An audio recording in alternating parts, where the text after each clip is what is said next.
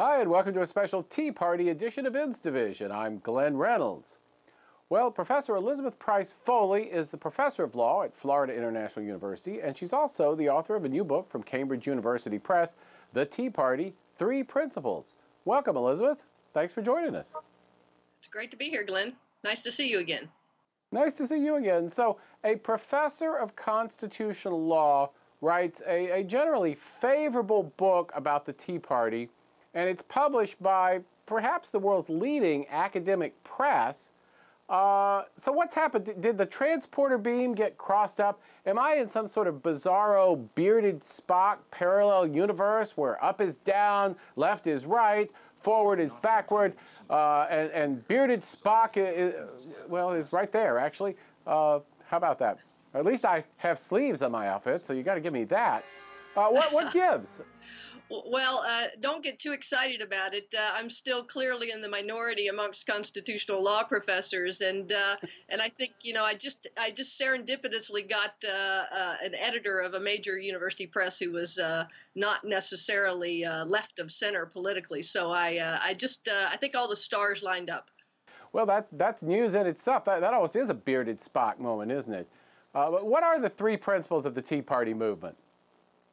Yeah, I really wanted to write a book about what the substance of the Tea Party was all about, because there's been a lot of Tea Party books, but I've read them all, and none of them want to talk about the 800-pound gorilla in the room, which is what really makes this movement tick. And as a constitutional law professor, it was clear to me that what made them tick were three very old and important constitutional principles. So the first one is limited government. That shouldn't come as a surprise to anyone. It manifests itself in their opposition to bailouts and the health care reform law. The second one is what I call an unapologetic defense of U.S. sovereignty, which manifests itself in things like their position on illegal immigration and the war on terror. And then the third one is constitutional originalism, which means that the Tea Partiers think the Constitution should be interpreted according to its original meaning, and they reject this living constitutionalism stuff. Yeah, the living constitutionalism stuff is sort of funny to me because it seems there's sort of a double standard there anyway. I interviewed Richard Posner a while back when he had his book out on terrorism, and he was saying, my views on how we ought to constitutionally treat the war on terror are just an example of a living constitution that changes and adapts to changing circumstances. And yet, strangely enough, I'm not being received very favorably by the usual living constitutionalism fans. So it seems like it's kind of a one-sided thing anyway. But describe what you mean by the difference between living constitutionalism and originalism. Yeah, I mean, first of all, rhetorically, the living constitutionalists have sort of won the spin war because, who wants a dead constitution, right? So, it has this sort of rhetorical appeal, but if you peel back all the layers, what you see is that living constitutionalism means that, we don't have a written constitution. George Will said that a constitution is supposed to be an anti-evolutionary device. It is supposed to put our basic structure of government and rights beyond transient majorities. And a living constitutionalism approach allows, 9 unelected for life Supreme Court justices to simply reinterpret the Constitution according to their own subjective preferences. Well, in fact, you say in the book that the living constitutionalism approach is favored by elites because it gives power to the elites instead of constraining the elites.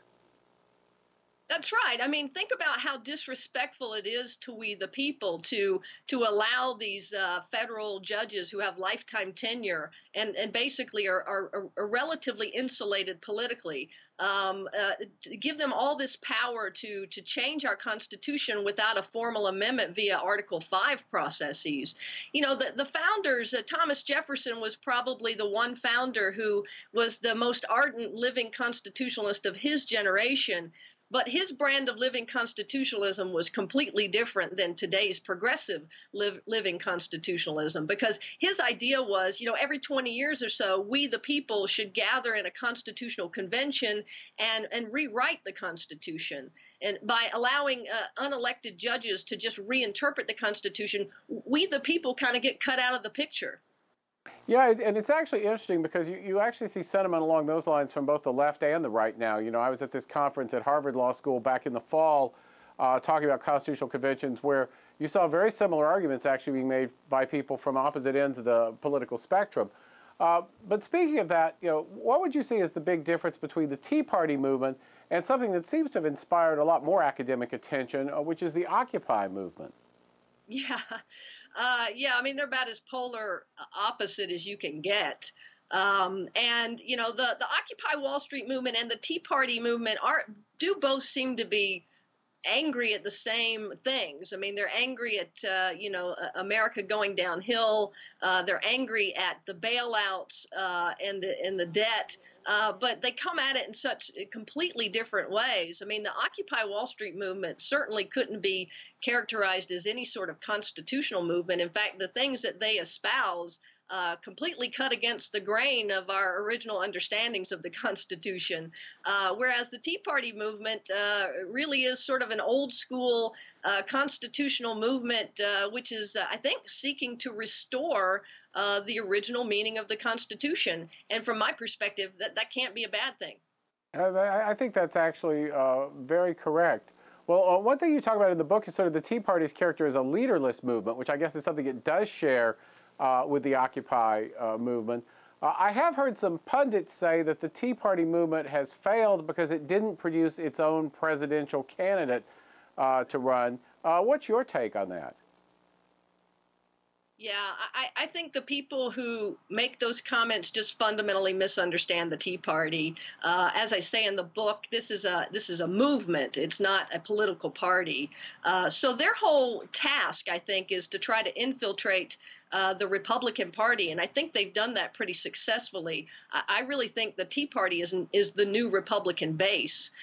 So they're not looking to anoint some central Tea Party leader. And if you look at the exit polling from the Republican presidential primaries, what you see is that the Tea Partiers are kind of evenly splitting their support amongst the major candidates.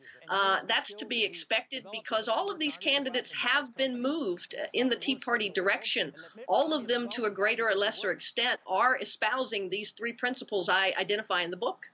Well, it's very interesting to me, you know, and I have to say, my feeling is that the Tea Party influence in this election is going to be felt more in the Senate and House races, and for that matter, in a lot of state and local races, than directly in the presidential race, because I think that's where, from my observation, that's where most of the activists are focusing most of their energy, actually. Yeah, and they've become a much more mature movement. You know, people wonder why they're not protesting in the street right next to Occupy Wall Street. And it's because I think they've been there, done that. That was the first phase. You know, they had to vent their anger initially. But once they had such incredible success in the midterm elections in 2010, I think they matured very quickly and realized that, you know, they need to get down to brass tacks and start really working to turn over the Senate in particular and also have a major influence on the local elections. But I will say this, come November in our general presidential election, no matter who the Republican nominee is, I think the Tea Party is going to show up in full force because if nothing else, they just want to cast an anti-Obama vote, much like many people did cast an anti-Bush vote in 2008. You know, I think that's absolutely right. And I agree. You know, the rallies were very important in the early days because they shattered this illusion the media had put up that Obama was overwhelmingly popular and there were only a few malcontents here and there who didn't like him. So I think they were quite valuable at that stage. But pretty quickly people figured out that you don't really change politics by marching in the streets. You change politics by doing the sort of less picturesque work in the precincts and the counties and so on. And my impression is that's what they're doing. Well, exit question. What's next for you? That's a great question. I don't know. There's another book on the horizon somewhere, and it'll have something to do with the Constitution. I'm just not quite sure yet. Well, that's great. Well, thanks for taking the time to join us. This book is a winner, and I encourage everybody to check it out. It's absolutely worth your time. Thank you very much. I appreciate the opportunity to talk about it. That was Professor Elizabeth Price Foley of Florida International University, and her book is The Tea Party, 3 Principles from Cambridge University Press. Better stuff than you see out of most academic presses most of the time, that's for sure. Thanks very much, and then we'll be back next week. In the meantime, have fun on the internet. Thanks.